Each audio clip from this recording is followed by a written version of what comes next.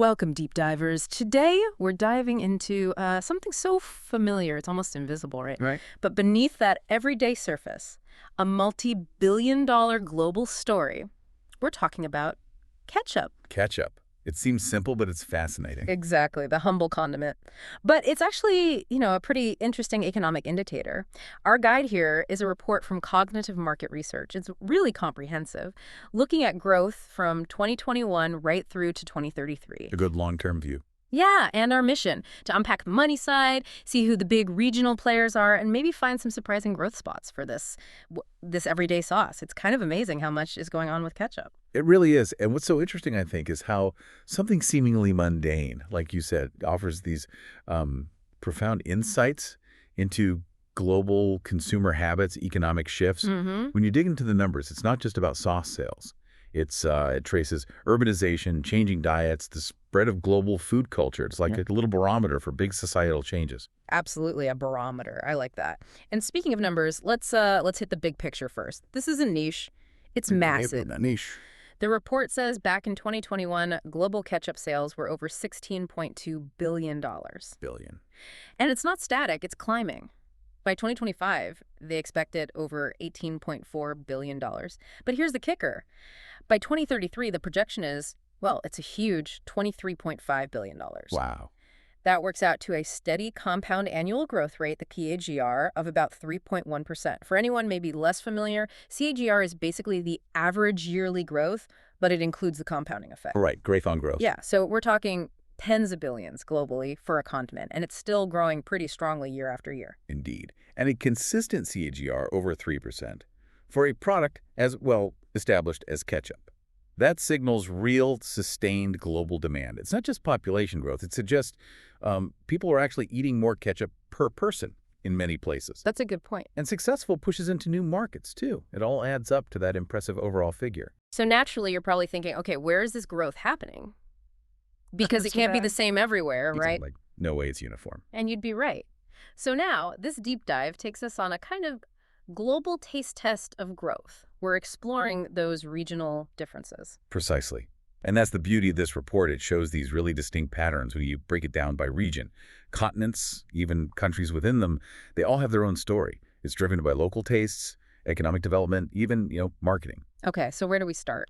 Let's start our journey in North America. Yeah. Historically, a huge market for ketchup. Right, ketchup heartland, you might say. The sources show North America had revenues close to $5.8 billion in 2021. Solid base. And it keeps going up.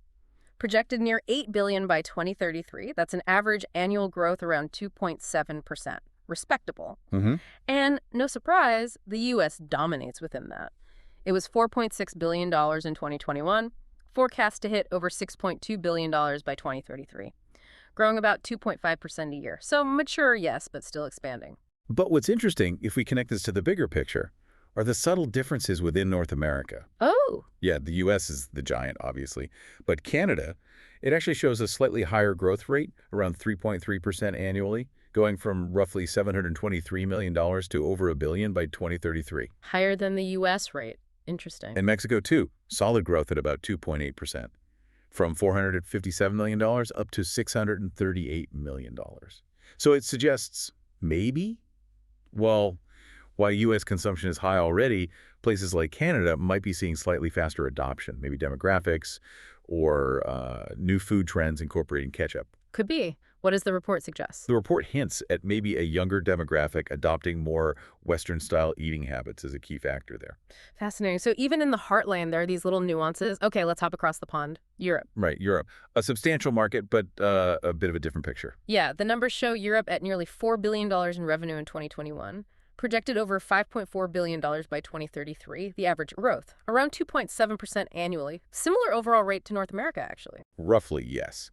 But the country breakdown is revealing. Okay, so who's leading in Europe? Germany stands out, right? Largest market there. Started around $866 million in 2021. Forecast over $1.2 billion by 2033. That's a strong growth rate for Europe, about 3.4%. Very strong for the region. The UK is also doing well, around 3.1% growth annually, from $522 million up to $750 million. But then you get these variations. This brings up that important question. What cultural things or economic factors lead to such different growth rates across Europe? Good question. What does the analysis say? Well, the report suggests Germany's strong growth ties into its fast food culture. Think currywurst ketchup's essential there. Ah, right. But then you look at France, lowest growth in Europe, just over 2.1%, going from $517 million to about $667 million. The analysis points to France's really deep culinary traditions. They prefer local sauces, mayo, mustards. Ketchup is more niche. Less of a staple. Exactly. Not part of the daily diet in the same way. And even more stark is Russia. Growth is really slow, only about 1.5% a year, projected to go from $255 million to just over $304 million. Wow, that is slow. The report suggests a mix there, some economic factors, but also a really strong preference for traditional Slavic condiments. It keeps ketchup's expansion quite subdued. It really shows how much food traditions shape these markets, doesn't it? Absolutely. Consumer choice is deeply rooted. Okay, now, brace yourselves, listeners, because this next region is where the ketchup story really, takes off. We're talking Asia Pacific, the global growth engine for this market. Oh, without a doubt.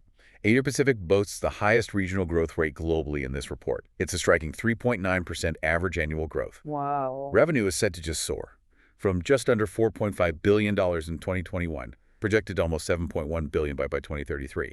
It's not just growth. It's rapid, transformative expansion. That's incredible. So which countries are driving this, and what's the why behind it? What's the report say? Okay, the country specifics here are really key. India, for instance. It has the highest individual country growth rate in the whole report, an amazing 4.7% CAGR. 4.7% for ketchup. Yeah. Its market is projected to grow from around $652 million in 2021 to over $1.1 billion by 2033. Impressive jump. The report specifically calls out the boom in global fast food chains, McDonald's, KFC. Plus, a huge, young, urbanizing population in India is creating this massive, relatively new market for ketchup. Consumption is rocketing, kind of like it did in the West decades ago, but much faster. Compressed growth. Exactly. Then there's China, not only the biggest market in the region, but a global giant. Started at over $1.3 billion in 2021, expected over $2.1 billion by 2033. Solid growth there, too, about 4.1%. Still very strong. And the drivers. The report points to rising incomes, a growing middle class, and just the widespread adoption of Western dining habits, especially in cities. Makes sense. Any others standing up? Yeah, Singapore shows strong growth too, 4.2% CAGR, going from $169 million to $280 million. That's driven by its urban density and very cosmopolitan food scene. Right. And then the broader Southeast Asia region, think Indonesia, Thailand, Vietnam, that whole area shows significant expansion, about 4.5% annual growth, from $312 million up to $534 million. Similar trends. Oh. Urbanization, fast food spreading. Wow. Those economies are really embracing ketchup. So what does this mean for you listening? It means what we casually squirt on our fries. It's part of this dramatic global shift. It really is. These numbers show consumer power shifting, how quickly new markets can pick up global trends and, make them their own. Understanding ketchup, weirdly, helps understand global economic and cultural exchange. Absolutely. That rapid urbanization, rising incomes, adopting Western-style meals where ketchup is often key. These are huge drivers. The report's findings are a clear sign of bigger socioeconomic trends. As lives get more modern, more globalized, condiment preferences follow suit. Okay, before we wrap the regional tour, let's quickly touch on the rest. South America, the Middle East, and Africa. Maybe not the explosive growth of Asia Pacific, but still expanding, right? Adding to the global picture. They certainly are, and each has its own nuances. South America, for example, shows overall growth around 3.5% annually. The market's growing from roughly $798 million in 2021 to over $1.2 billion by 2033. Any standouts there? Argentina performs strongly within the region, about 4% growth rate, increasing from $135 million to $218 million. The report links that to Argentina's big barbecue culture and fast food adoption. Interesting connection. Okay, Middle East. Middle East sees average annual growth around 3.3%, pushing the market from $651 million in 2021 towards $970 million by 2033. And within that? The UAE shows high growth, nearly 4%, from $109 million up to $175 million. Turkey's close behind at 3.7%, going from $107 million to $166 million. The report suggests tourism, expats, and a growing restaurant scene are big factors there. Got it. And finally, Africa. Africa's overall average annual growth is about 2.8%. Market expanding from around $635 million in 2021 to $934 million by 2033. Okay. Within Africa, South Africa grows at about 3.3%, from $277 million to $431 million. Nigeria's around 3%, growing from $97 million to $147 million. Growth there seems linked to increasing urbanization and just better retail access, making ketchup more available.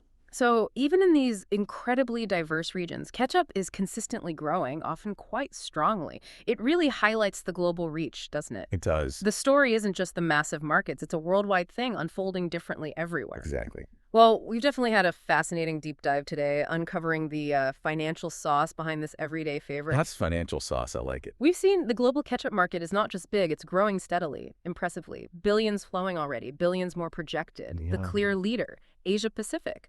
Countries like India and China showing that dynamic shift. But even mature markets like North America, Europe, they keep growing, just at different speeds. Right. South America, the Middle East, Africa, all expanding their taste for ketchup, too. And what's really striking, I think, is how this global ketchup map, with its different growth rates, acts like that miniature economic barometer we talked about. Yeah. It reflects these complex global changes. More cities, rising incomes, the spread of Western diets, evolving food cultures everywhere. You connect it to the bigger picture. It just shows how even a simple everyday product tells a really complex, revealing story about how people live, eat, and how economies are changing right now. Absolutely. So what does this all mean for you next time you grab that bottle? Yeah. Well, it means that dollop of ketchup. It's a tiny endpoint of this incredible multi-billion-dollar global journey. It represents shifting populations, economic growth, how cultures mix through something as simple as food. It really makes you wonder, doesn't it? What other everyday items are out there silently telling us these massive, surprising economic stories, just waiting for a deep dive?